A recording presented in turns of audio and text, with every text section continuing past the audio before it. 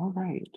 And welcome everyone. Thank you all so much for coming tonight to this session.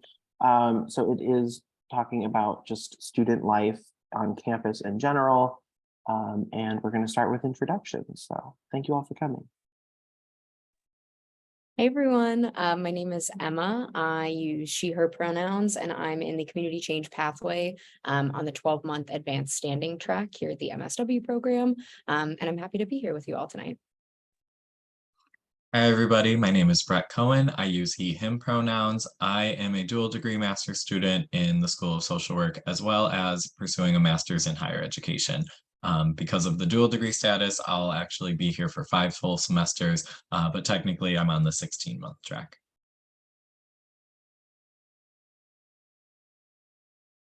Hi, everyone. You kind of heard my voice already, but my name is Kohler Olszewski. I'm a Global Pathways student. I'm in the 12-month advanced standing track, which means that I have about a month and a half left before I graduate, and I am very excited for that. And yeah, thanks all for coming.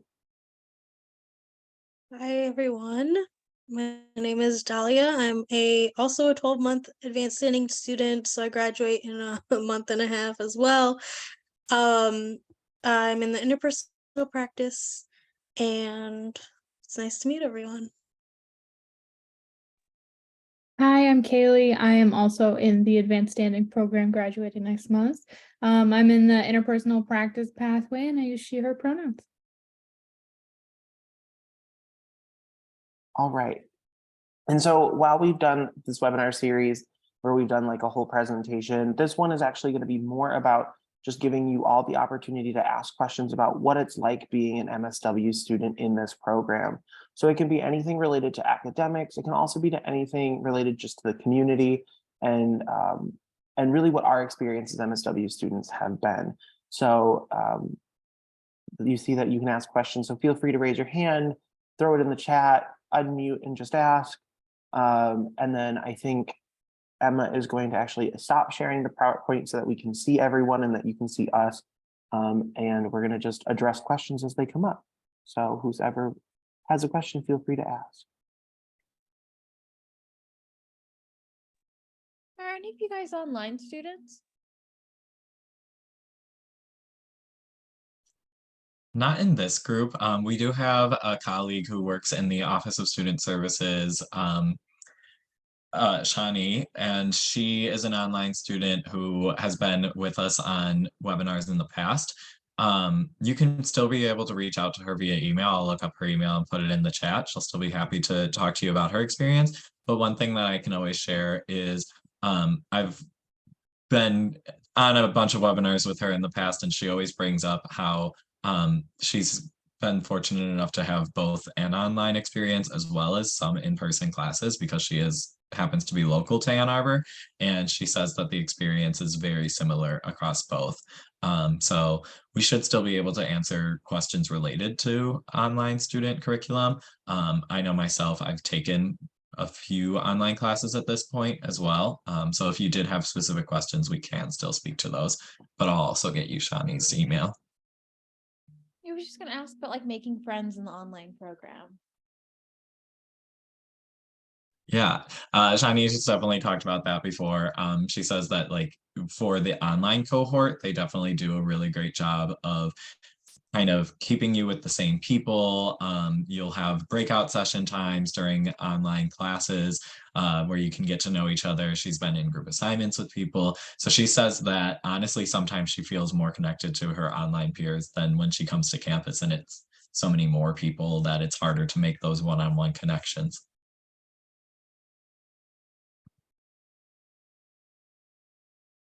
All right, so in the chat, we see one that says, in what way have you built community in your time at the School of Social Work through clubs, work, cohort, etc.? I'll start by saying I'm going to add just a little bit more to the online, kind of the online program and just hinting at cohort here. So the online program, if my understanding is it's more of a cohort model. So you're actually going through it with the same people for a good majority of the time. And so they have you set up in a wonderful online platform that I have a few online friends who are in organizations with me.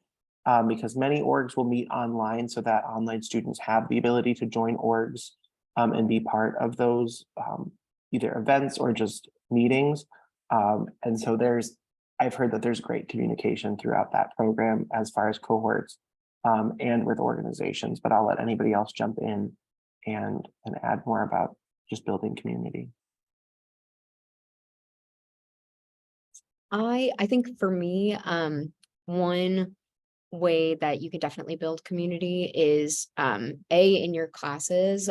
Classes tend to be, I think, relatively small. We say usually between like 15 and 20-ish students. Some classes are even smaller than that. Some might be slightly bigger depending on just depending on what the class is. But I definitely think that I've met some of my closer friends through class and by figuring out that we have similar interests, or if you are in a particular pathway and you're taking one of the intro classes with people, like I have there's definitely a little crew of other people who are advanced standing community change folks, and we all just took the same class for that community change pathway at the same time. So have kind of stayed along with those people through the program as well. So that's been one way that I have met community, but definitely for other folks who are involved in clubs as well. I know that that's a big way that people meet other people and find their community.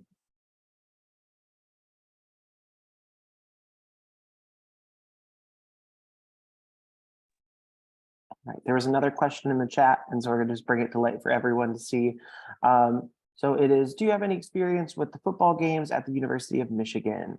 I think Brett answered. So Brett, I will let you take the lead on this one and say if you have experience.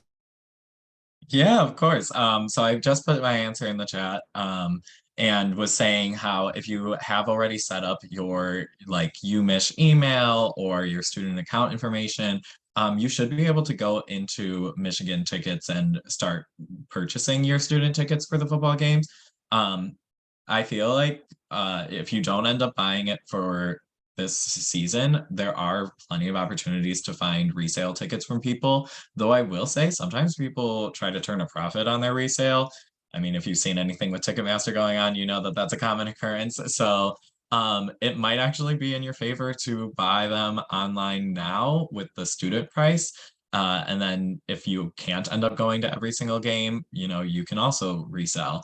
Point being, I have gone to many games last year and had a great time. It is the biggest college stadium in the nation, as well as bigger than a lot of pro football stadiums. So really fun time. Even if you're not going to the game, would recommend getting out and about on a Saturday. The area is awesome. If you're not into large crowds or tailgating, you can still avoid the crowds, but if that is up your alley, it lives up to the expectations.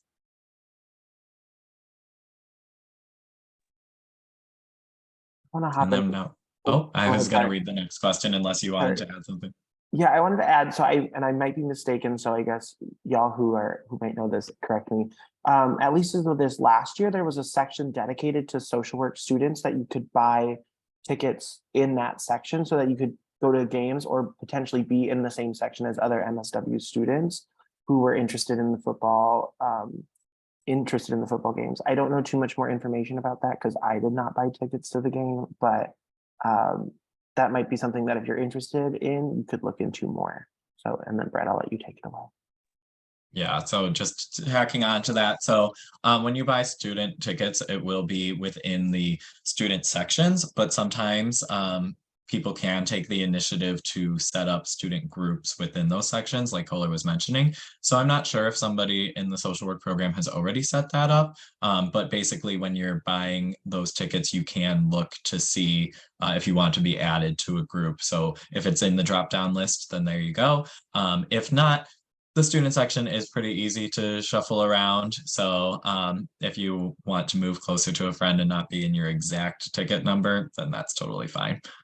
But I was going to comment on the next question in the chat. Can someone share about their SEED orientation experience? So I'll share about mine, but I'll also open it to my colleagues if they want to share about their SEED orientation experience as well. SEED, it's that first week on campus before your classes start. It is pretty standard orientation material that you would expect. So there's a giant welcome event in an auditorium, which had a lot of energy. It was very exciting. Definitely a great way to feel part of the program. You're there with anybody else who's entering the program, which is usually around 400 students entering at a time. So a lot of energy, a lot of excitement. And then you kind of split off. This is when you get to meet your faculty advisor for the first time and start to build that connection.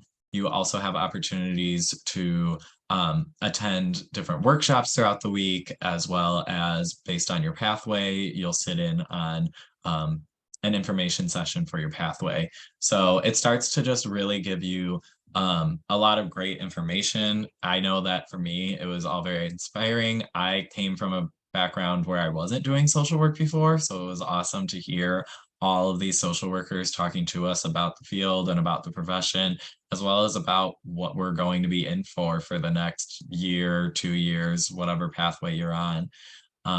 So that was my experience with it, but I'll open the floor if anybody else wanted to share. I can share a little bit. I thought Seed was actually really fun. And the first day is very long. It's just a long day, so be prepared. But right away, you're like doing that welcome event. They shoot off a bunch of numbers about your specific cohort, which I think is so fun. Like, it was so interesting seeing how many like first generation students there were, how many students over the age of 30 there were. It was just very interesting to learn about. But there's also a bunch of like after seed orientation, like events, like after your day has done. So like, I think there was one specifically, people went to Pinball Pete's, I believe. Couldn't remember for the life of me, but like there was like 2 or 3 events that were going on. So you could meet other social work students and just hang out. So that's my experience.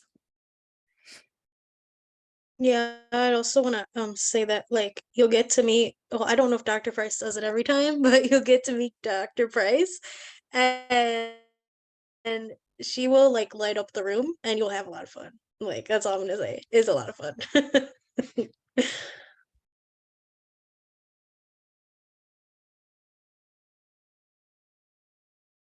Kohler, it looks like there's a question in the chat specifically for you. Do you mind giving an overview of the global and pathway and what it entails? I would love to. I was also typing a response, but I like to be wordy, I guess, sometimes, and I'm a slow typer.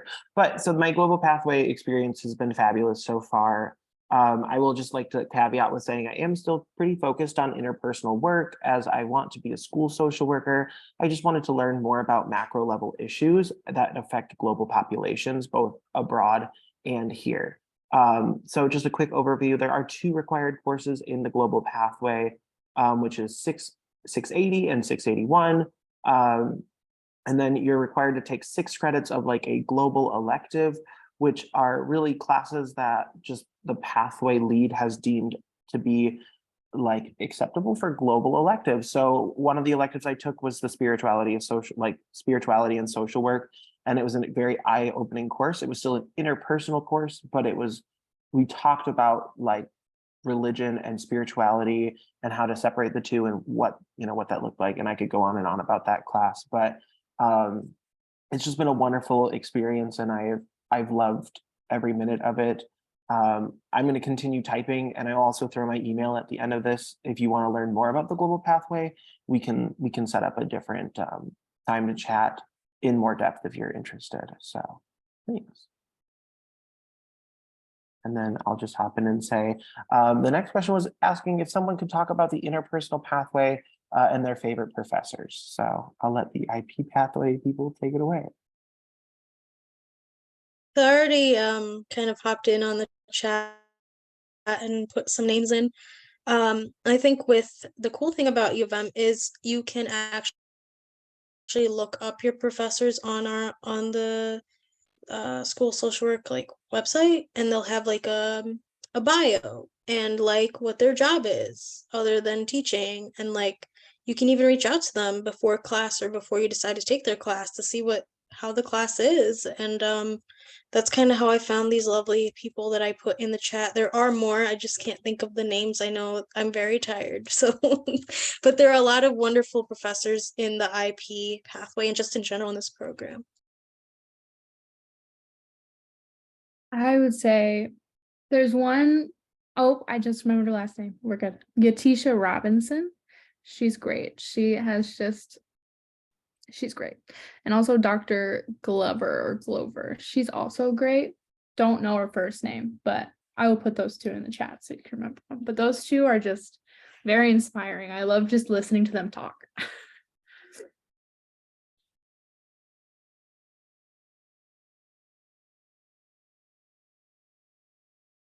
I also see the next question in the chat is, can I provide an overview of the IP pathway? So I'd say IP is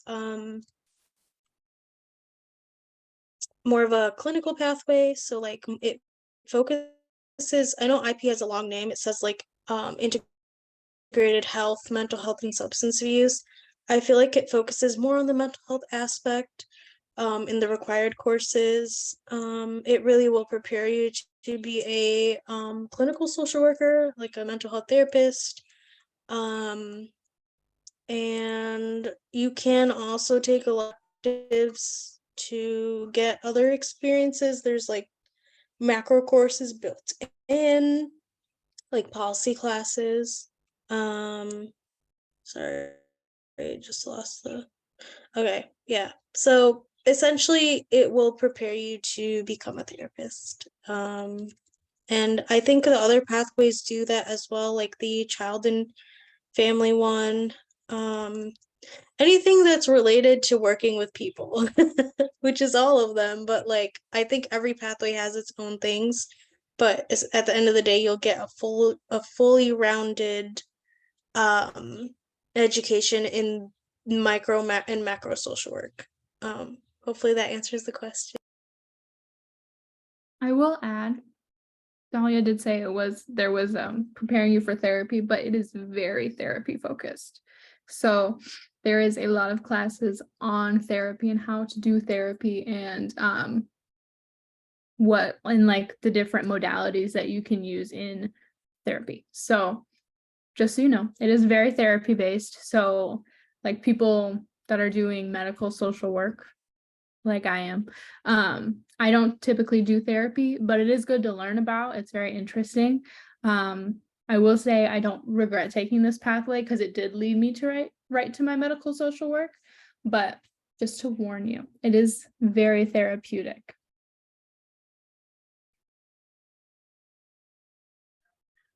There was a question in the chat that I put a link to. The question was, did anyone do or plans to do the Global Independent Study course? And if you could talk about your experiences. So I did not, but I did find a resource page with a lot of information, as well as a recorded information session that you could go back and watch. The caveat about that resource page, it is part of the School of Social Work intranet, so you do need to be signed in with your UMich ID and password. So it's the same information you would use to sign into your UMich email if you set that up. But if you still haven't set that up, I would definitely recommend going and doing that. It's like the same place where you would accept your admission. You would go there to set up the account. And if you need any additional help with signing in, definitely reach out to me via the chat and we can troubleshoot. But hopefully that resource page is helpful. Does anybody else want to talk about that Global Independent Study course?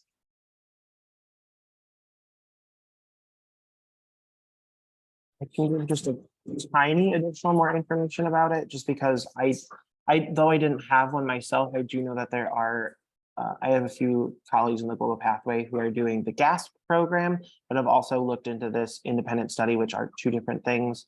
I will say that the independent study is typically just only a few weeks long, and you're going to need to set up an advisor. So you'll have to find a faculty member to be your advisor for that. And then you'll have to help kind of plan what you're hoping to learn in that independent study. But Brett has given a wonderful resource page that we'll have more information beyond that. So yeah. All right, there's another question in the chat. For people who live further from campus, do you feel that there's a good space, are there good spaces to spend time between classes, do homework, or activities nearby to help pass the time? So I'll let people answer that one. I can jump in on that one. I think in the School of Social Work building, if you haven't had a chance to see it in person yet, which I hadn't before I started the program, I do think that there are some good different kinds of lounge spaces. Some of them are a little bit bigger, some are maybe a little bit more talkative, or there will be more people depending on what time of day. So if you'd like to have people around you or a little bit more busyness too, then that's good. And then there are also some other spaces that tend to be a little bit more quiet, or where folks will take meetings or do work as well. And I like to mention that we do have a social work student specific lounge that in order to swipe, you have to swipe your card to get into. So while the rest of the building is open to anybody else who is on the Michigan campus, that lounge is just intended for social work students. And there is like a refrigerator and some microwaves there as well, which I also like to mention if you're going to be on campus all day and you're looking to bring your lunch, that's a really good resource to be able to have. So I do think that in the School of Social Work, there are some good spaces. Some of them can get a little bit more crowded or filled up depending on time of year or time of day. And then also if you're interested in finding other spaces, both of the sort of biggest libraries on campus are right across the street from the School of Social Work. So if you want to go into a different space to do some work in between classes, that's a good spot. There's some decent outdoor spaces too, both like right at the School of Social Work, and the Diag is super close to the building as well. And then I'm a person who I like to study in coffee shops a lot. So there are decent handful of coffee shops in Ann Arbor and closer to the School of Social Work building in particular, that those are also good spots to go grab a coffee and have a change of scenery in between classes, especially if it's a long day. So that's what I would say is are my thoughts on sort of spaces on campus that I tend to frequent.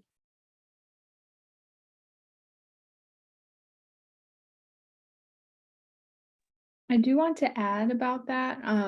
All of your classes are in the social work building, so you don't really have to move across campus. You can just hang out in the social work building all day, which I've done a few times. So definitely is a great space to hang out.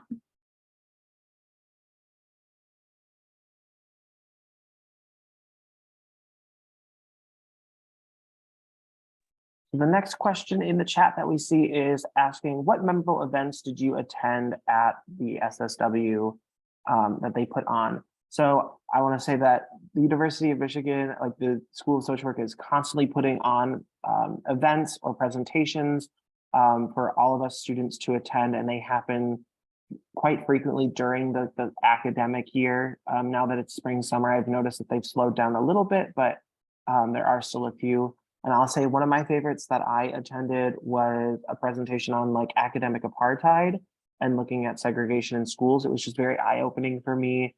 And like many of the events, and I name dropped the professor, Dr. Ashley Curitan was putting this one on. They have free food that you can, have and enjoy the presentation, but also they were giving away and raffling off books for this one. And it was the book about academic apartheid. And so I was lucky enough to get the book and read it. And it was just, again, it was a wonderful book that I am excited to keep for when I'm working in a school. So that's mine, but I'll definitely other people want to hop in and say theirs.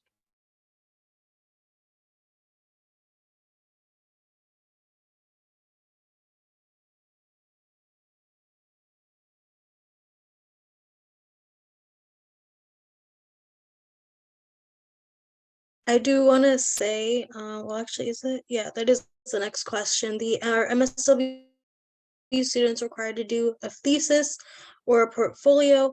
And I did respond in the chat, but I did want to mention it again. There is no thesis. You won't be writing a paper to graduate. I know that some students experience in undergrad if they did a BSW, and also in grad school it's typical, but in this program there is no thesis. We just have like a portfolio via a software called Portfolium where you showcase your work, and you literally gather your assignments from previous classes, talk about how they meet the competencies, like the CSWE competencies of social work, and it's pretty like low stakes.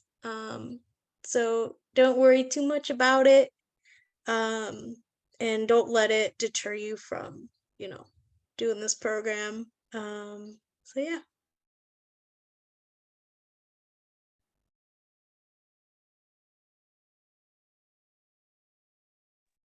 All right. So the next question in the chat was asking about community change professors, and just not dropping a few of the favorites there.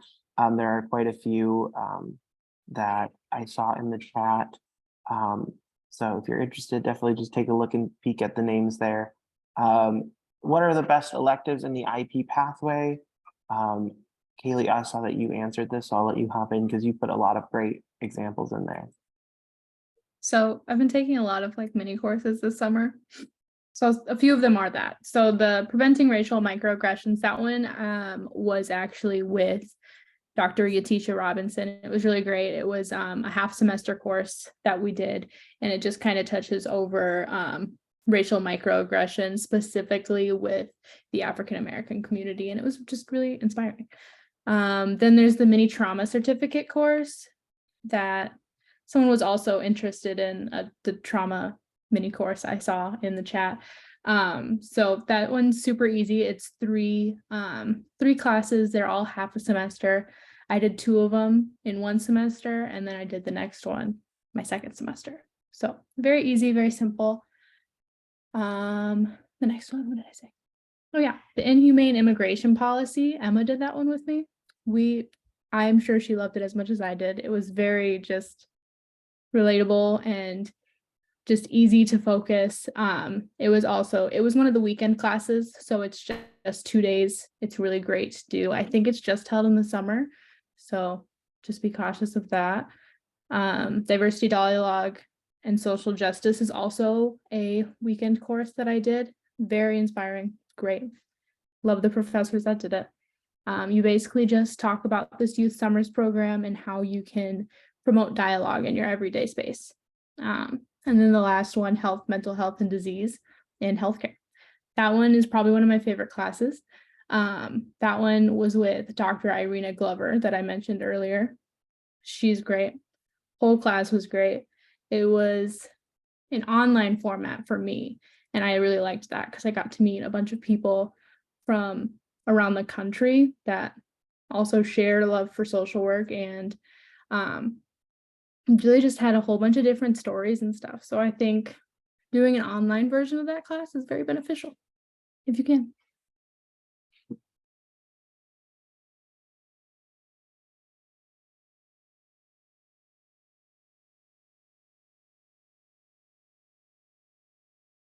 All right, thank you so much, Kaylee. Next question that I am seeing, and just I hope I'm not missing one. Do they sell merch at the SSW building? Yes, they do. Typically, there's a pop-up every week or every other week. The merch is sold by the School of Social Work Student Union. So if you are interested, you can also, I think there's a website that you can find that, but I'm not sure if they have that up and running. Sometimes they do and sometimes they don't. It just depends on what merch is available. So I'll definitely try to find that link there.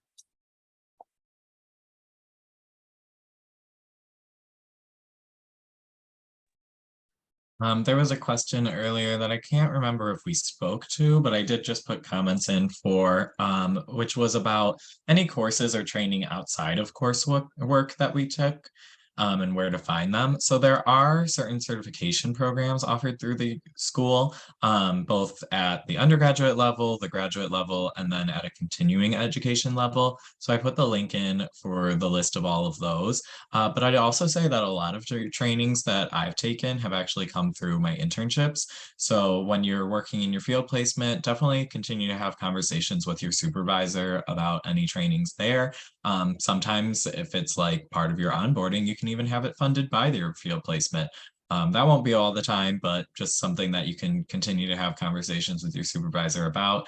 You can also definitely check in with your faculty advisor if they know of any trainings or additional educational activities to participate in. Sometimes conferences are a really great opportunity to look to both participate in, and you can even start applying to present at a conference. And then lastly, I would say we also have a career advisor for the School of Social Work, Michelle Woods, and she will send out information about additional training programs or learning opportunities. So those are some great resources for you to be able to find those opportunities.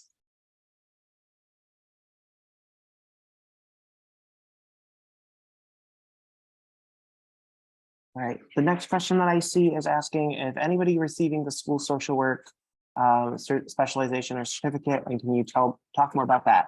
I am. I actually have a job in the fall at a school, so I'm very excited. So depending on your pathway, it only requires 2 classes and then 500 direct hours of working with children. That does not need to be children within a school setting. It just needs to be with children or adolescents. So that can be in a therapeutic setting or working with children in a hospital setting. It just has to be 500 direct hours. And then depending on your pathway, you might have an additional requirement. So I'm in the global pathway, but I'm taking the certificate or I'm getting the certificate, and I just had to take an additional IP class that was focused on child development. So like this semester I'm taking 603, which of course these numbers, I apologize, they don't really mean they don't mean much to I guess students who are not in the program yet, but you'll get used to them eventually. I just don't ever remember the actual names of the courses, but the requirements are very simple. And then Beth Sherman is the kind of lead person on that. And so if you had any questions, you could definitely reach out to her. And I will try to find her email and throw it in that question specifically.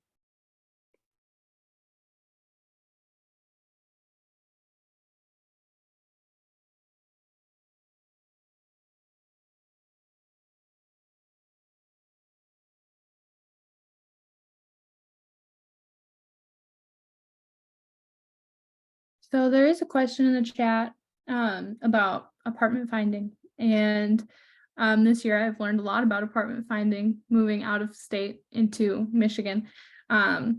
So we have the top one. I put 2 links in the chat. The top one is just School of Social Work specific, and they have a few links in that section.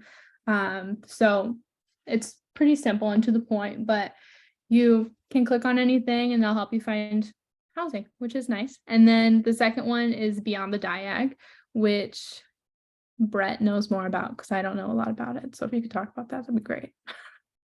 Yes, I love Beyond the Diag. That is what I use to find my housing.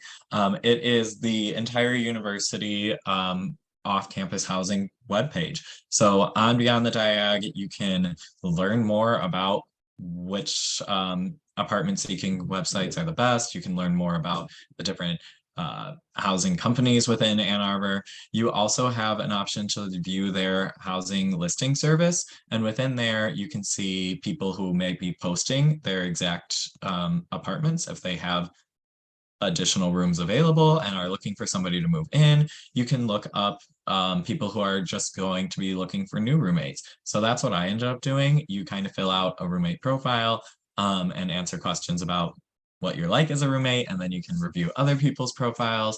And so after reviewing those ones, I reached out to a few folks, found a person who we matched up pretty well, and decided to search for an apartment together. And when we were looking for the apartment, we went through apartments.com, Zillow, the standard websites that you would normally search for, and ended up finding one that we both really liked. And this roommate who I lived with is one of the best roommates I've ever had. So I'm really grateful for Beyond the Diag for being the platform to help us find each other. So definitely would recommend.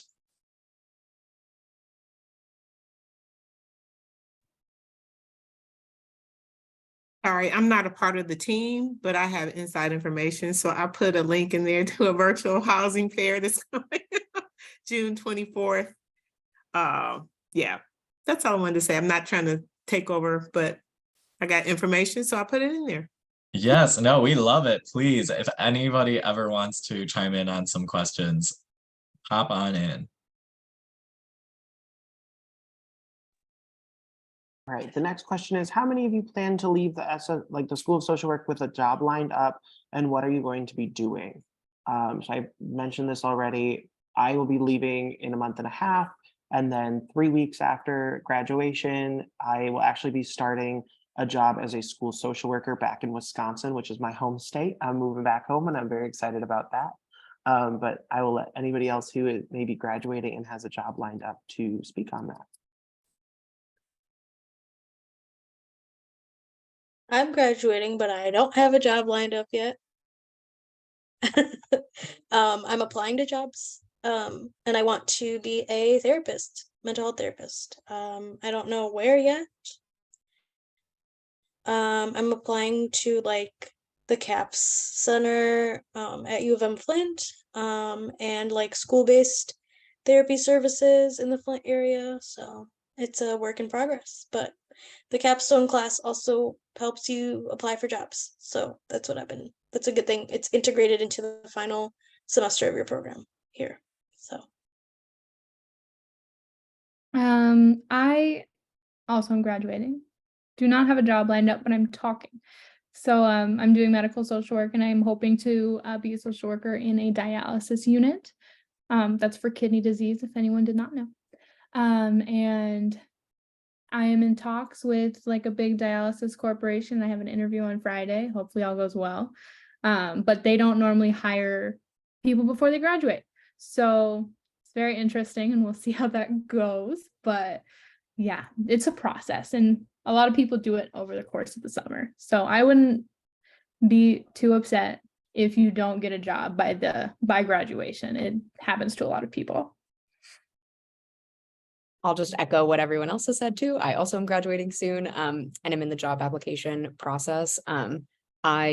My program was a little bit more generalist for my MSW program, which I did intentionally, and I could see myself working with a lot of different populations and in lots of areas. So right now I'm kind of focused on applying to positions in higher education programming, and higher education notoriously takes a really, really long time to get back to people with the job application process. So that's why I've started early, and I'm anticipating on not hearing a ton back for a little bit too. So part of it is just, yeah, being patient, and like everybody has said, everyone's kind of in different zones, and depending on what area of social work you're going into, definitely obviously you guys are not at this point yet, but that everyone's on a really different path, which is really cool to see. So yeah, that's where I'm at as well.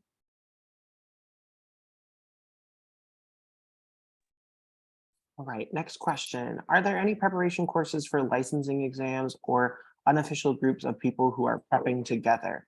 Haley, I saw you put some great information in there, so I'm gonna let you hop in and talk. All right. Well, I have been looking at this very hard lately. So there's some different licensing exam prep that the School of Social Work provides. I did put a link in the chat that you can go look at. Michelle Woods, she's a great resource. You can email her and ask her anything about licensure, and she will right away about all 50 states. She has a little Excel spreadsheet. And she also has a link to a mock exam that you can ask her for, and you just have to tell her the date and the time you want to take it, and she can send you that link, and you just take the mock exam. It's great. I think I had to do it for one of my classes, so just like a little prep to kind of figure out where you're at. But yeah, there definitely is probably a bunch of unofficial groups. I'm part of a Facebook group right now. It's Social Workers of Michigan on Facebook, and they just have a lot of resources in general on that page. There's a lot of people asking questions. There's always like 60 responses to all of these questions, so there's no lack in that. So I definitely recommend like looking on Facebook, looking on Reddit, seeing like what kind of unofficial groups there are to help you out. And on the website, there's also a licensure prep course that you can take after graduation. I think it's about 6 weeks, and it costs money. I think it's like $150. Not 100% sure, but it costs money to do. It's just at a cheaper price because you would be an alumni of the University of Michigan. So that's what I got.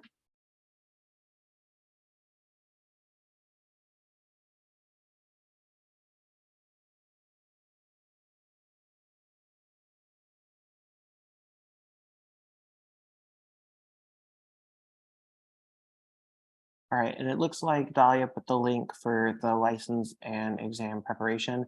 And then I also dropped in the spreadsheet link that Kaylee had talked about with all of the 50 states and all of the licensure requirements.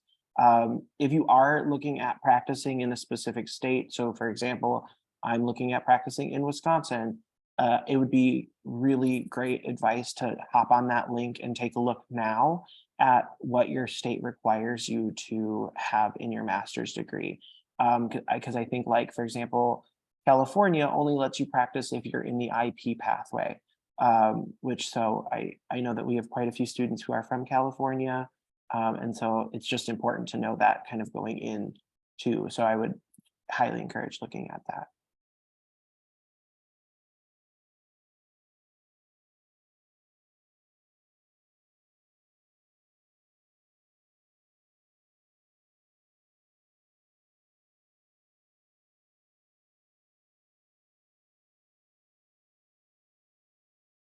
Do we have any other questions out in the audience today? Feel free to raise your hand, put it in the chat, unmute and just ask.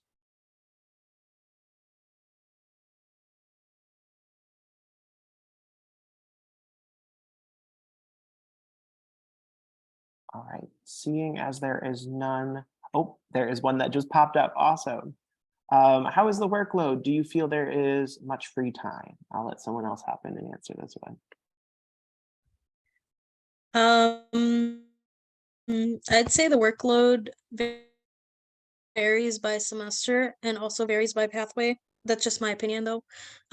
But like the first 2 semesters, pretty okay, general like grad school workload. But then I feel like in this final semester, it's really ramped up. But again, it could just be me. I feel like it's a lot right now, but like it's a shortened semester. So I think that also plays into it. But really, like you need to build in free time just for your own mental health, like relaxing time or like watch TV time or YouTube time during the day so you don't get overwhelmed with homework or whatever assignments you have to do. And I think that's differs and varies by person too. So that's just kind of my take on it.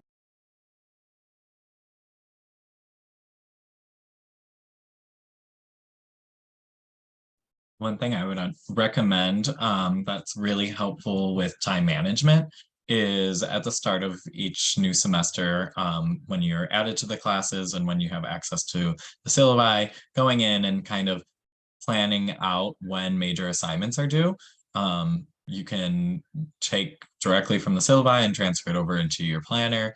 Or we use Canvas as like the learning management system for all courses. So sometimes Canvas can even have a calendar with all of your course assignment due dates that you can just kind of download. But by mapping it out like that, it can definitely help with knowing what you'll need to prioritize when. And don't be afraid to ever ask for extensions. We're all busy, we all get it. Your professors totally understand and are totally flexible with those extensions. I'd also add that when you're in the program, when you start your field placement, whether it's at the beginning or like a second semester, I definitely recommend splitting your field placement days with your, not splitting them, but like do 2 field placement days with no classes and then do like 3 classes days or vice versa, just to kind of give yourself a moment so you don't have to like be frustrated and then go to your field and then go home and just feel like you've had all this to do. I would just definitely recommend starting your day knowing all you're doing is classes, or starting your day and knowing all you're doing is field. So definitely recommend that. I see if no one else has anything to say about the current question, we can move on to the next one. It says, as someone who's majored in sociology, I'm constantly aware of all the negative, harmful things happening in the world, which I know can be the same for social workers. How do you balance being conscious and allowing space to just be and have joy without thinking about the weight of all these things? That's a very good question, and I'm glad you asked, because I think, I mean, everyone's answer depends on, where they're at personally, and my answer to this is going to therapy every week. And also, like, knowing that regardless, like, I'm just one person and I can't take away everyone's problems, or I can't solve everything, but my time with, whether it's with a client or the community, like that time spent does something, right? As little impact as it may have, that's something that, if it helps one person, then I am able to kind of like rationalize, like, I can't help everyone or say do everything, and also like allow myself to have fun. Like, put in fun time, like go to Pinball Pete's, or whatever, like, and just kind of forget about classes for a little bit. But like, it varies by person, but it's a great question that you brought this up, so anyone else can know. Yeah, I think I'm gonna hop in on this one and give maybe what some people might consider like a very stereotypical social work answer, but like also recognizing the importance of like the balance and like finding that space is actually like a skill that you need to practice as a social worker, and adding in incorporating that into your own self-care. So kind of tying into that, like finding free time, I make sure to pencil in like a time every night. Maybe it's 15 minutes, maybe it's an hour and a half. Sometimes I need more, sometimes I need less, of just giving me that space to just be and to be joyful, or in some cases to be whatever I need it to be. So sometimes I just need to be sad for, 15 minutes to an hour, and sometimes I just need to be happy. Um, and so making sure that you are giving yourself that space, because I know that can be very overwhelming, but um, you know, like that skill, just like any other skill, like therapy or trying to fix the world, is a skill that if you're not going to use it, you will lose it. So just making sure that you're practicing doing that is just really important. And I'll let anybody else who may have something to say hop in.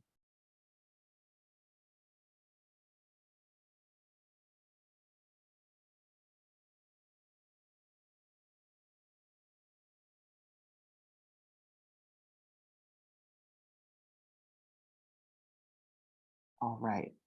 Um, Moving to the next question, I see Dahlia just answered it, but did you feel it was very competitive to get into courses you wanted? So Dahlia, I will let you hop in and answer that one because I see that you did answer it. Um, I'd It is competitive, but it's also like everyone's kind of just like waiting till that 3 p.m. or whatever to press submit on our courses. And I've gotten big red X's for courses that I need, right? But the good thing is, like, the registrar's office is really good about like getting back to you, and like, if you need a course to graduate and it's your last semester, like, they'll get you into the class. It's not like a guaranteed 100% thing. If they can't get you into that class, then they'll offer an alternative. So there's always a solution. And the good thing is, like I mentioned in the comment, the MSW classes are only open to MSW students. So you're not like fighting with the entirety of University of Michigan students to get into your courses. So it's a less of a competition, I'd say. But yeah, it's okay, I'd say. Yeah.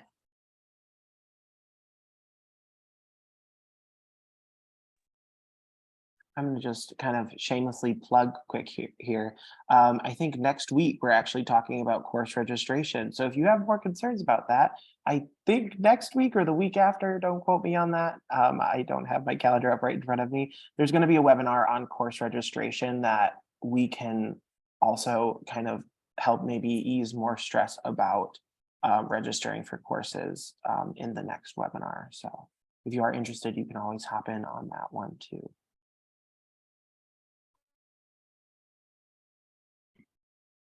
I saw a question about insights, tips, or recommendations on laptops or other tech tips, and talking about looking into purchasing a new one and thinking about its use with the MSW program.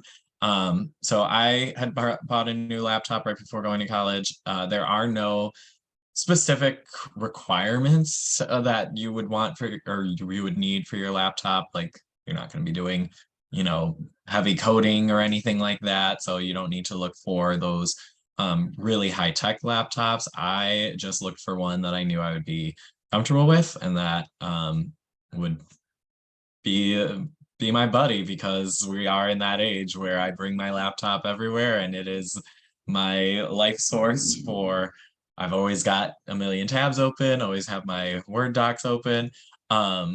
So yeah, and then one thing I'll say as far as tech tips is, because of being affiliated with the University of Michigan, you do get access to a lot of really great resources, both tech support wise, but then also like additional apps that you could download for free via your University of Michigan account. So when I was talking about like Microsoft Word, you know, like Microsoft Office, you can get all of that. You'll be set up with a whole Google Drive through your Gmail account. And I'm trying to think if there were other ones that like really struck out to me that I downloaded for free. I'm not super into tech, but I don't know. But I've always been really happy with being able to like log into things via my Michigan account.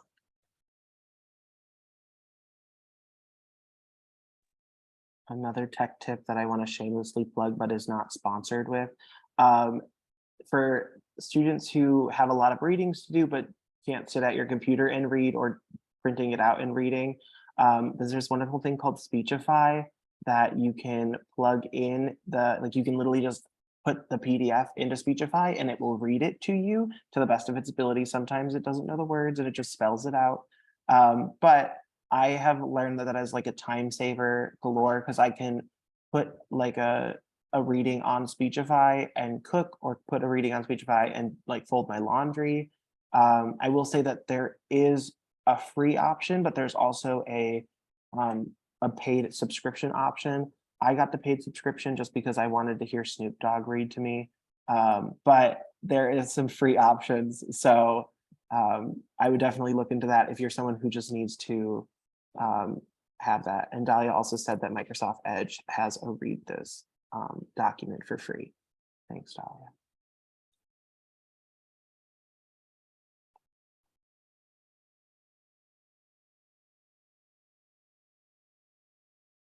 Did you actually use Snoop Dogg though? I did. I switch it up. I'm not gonna lie, I switch it up. Sometimes they have like narrator as an option, and so then you can make your document sound like it's being read like a nature documentary. And I think that that's also very exciting. So sometimes I just need to switch it up. I do see a question in the chat that says, is anyone on the school's health insurance? When do you sign up for it? Is it hard to find providers? I am not, but if anybody is, please feel free to hop in and say that.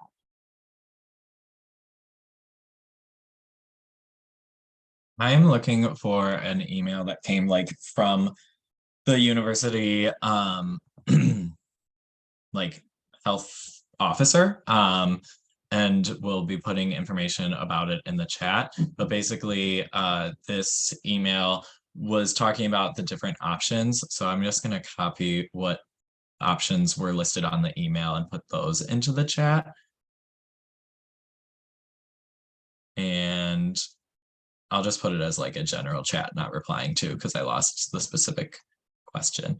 But this was very helpful for me. I know it's a lot of text and information, but basically the way that they kind of worked through the options is a lot of times students can actually qualify for Michigan Medicaid. That ended up working out for me. And so they told me, like, you know, it might be a great option for you because it does allow for additional providers. All students do have access to our university health services, which is different though than Michigan Medicine. So just to keep that in mind, University Health Services is more of just a clinic. We do have Michigan Medicine as a hospital system on campus, but just being a student wouldn't get you access to that. Through University Health Services, though, I have signed up with a primary provider there, and I've been really happy with the experience of that primary provider. It does take a long time to get appointments, so I do make sure to, if I know when I'm going to have a follow-up appointment, try to schedule that before leaving. That definitely helps a lot. And Michelle, I see you put another resource. Do you want to talk about it? Sorry, I just happen to work in an area where I have access to information. So I don't know if you've heard of managed care, but if you ever have any questions about insurance, billing, providers, all of that, there's a team there that you can email them, call them, and they can answer any questions and even help you understand like what your coverage covers and all that other kind of stuff, and whether it's private, but mainly university, but they can answer a lot of questions. So.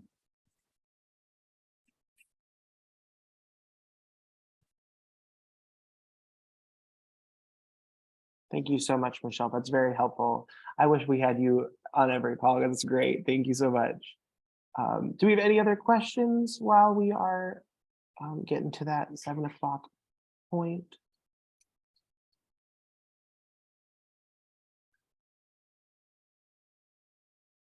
All right, and Dahlia has started it. So we're going to throw our emails into the chat. And then additionally, I'm just going to say that I'll be sending up a follow-up email this coming Friday. And hopefully I'll get the opportunity to copy and paste these links that were in the chat into the email as well, so that you will all have those links. You'll also receive a recording of this session as well in that email. So if there's any other questions, feel free to ask them. Otherwise, thank you all so much for coming.